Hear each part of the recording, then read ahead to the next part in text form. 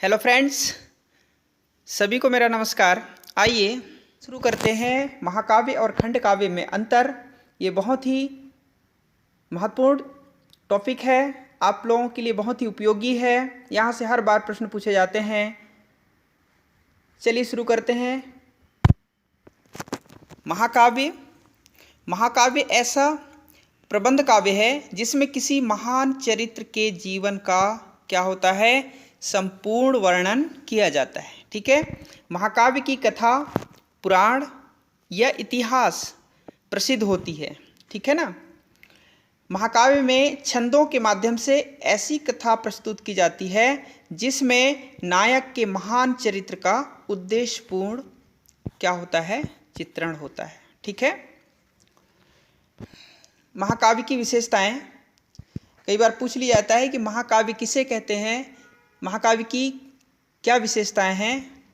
तो आपको इस प्रकार से बताना है। महाकाव्य में किसी महान नायक के समग्र जीवन का क्या होता है, चित्रण होता है। ठीक है। महाकाव्य में कम से कम 8 सर्ग होते हैं, है ना, 8 अध्याय भी कह सकते हैं। महाकाव्य में पुराण प्रसिद्ध अथवा इतिहास प्रसिद्ध कथा ली जाती है। ठीक है। महाकाव्य का नायक धीरोदात्त अर्थात दयावान या कृपालु जिसको हम कह सकते हैं तथा उत्तम चरित्र वाला होता है। ठीक है। महाकाव्य में वीर, श्रृंगार तथा शांत रस में से, ठीक है ना, ध्यान रखना है, वीर, श्रृंगार तथा शांत रस में से किसी एक रस की क्या होती है, प्रधानता होती है। ठीक है। इसमें 2 या 3 छंद प्रमुखता से लिए जाते हैं। महाकाव्य की कथा में एक सूत्रता होती है। क्या होती है, एक सूत्रता होती है, जिसको हम बोल सकते हैं क्रमबद्धता। ठीक है। देखिए कुछ प्रसिद्ध महाकाव्य हैं और उनके रचनाकार। ठीक है। पृथ्वीराज रासो जिनके रचनाकार कौन है, चंद बरदाई। रामचरितमानस तुलसीदास। पृथ्वीराज रासो को आपको ध्यान में रखना है कि हिंदी का प्रथम महाकाव्य भी कहते हैं। अगर आपसे पूछा जाए कि हिंदी का प्रथम महाकाव्य किसे कहते हैं तो आपको बताना है पृथ्वीराज रासो को। ठीक है। इसी तरह देखिए पद्मावत मलिक मोहम्मद जायसी, साकेत मैथिली शरण गुप्त, कामायनी जयशंकर प्रसाद, प्रियप्रवास ये खड़ी बोली का प्रथम महाकाव्य है। ठीक है। खड़ी बोली का प्रथम महाकाव्य किसे कहते हैं तो आपको बताना है प्रियप्रवास को। ठीक है। जो कि अयोध्या सिंह उपाध्याय हरिओत जी के द्वारा लिखित है। लोकायतन सुमित्रानंदन पंत, कुरुक्षेत्र रामधारी सिंह दिनकर। ठीक है।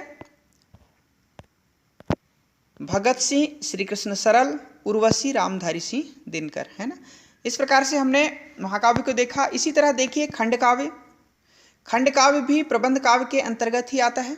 ठीक है। इसमें किसी वृहत घटना या महान चरित्र के किसी एक ही अंश का चित्रण होता है ना, किसी एक ही अंश या एक भाग का क्या होता है, चित्रण होता है, परंतु यह चित्रण अपने आप में क्या होता है, पूरा होता है।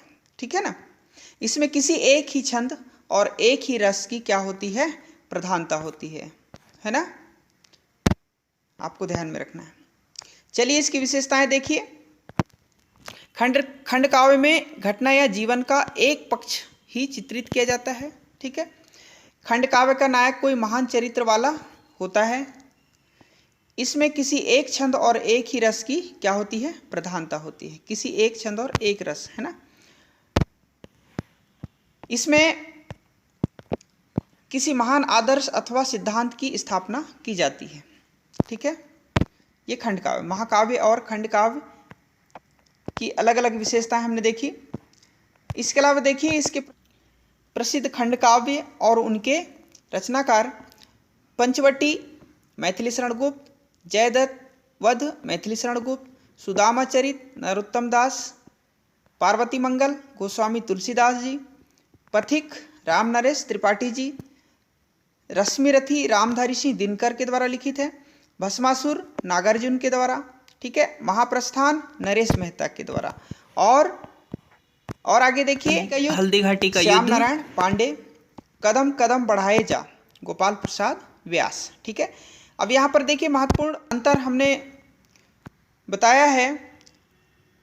हालांकि उपरोक्त भी अंतर ही हैं। यदि आपको संक्षिप्त में लिखना हो तो इस प्रकार से आप अंतर लिख सकते हैं। महाकाव्य में घटना अथवा जीवन का क्या होता है, समग्र चित्रण किया जाता है, ठीक है। खंड काव्य में जीवन के किसी एक ही पक्ष को लिया जाता है, ठीक है।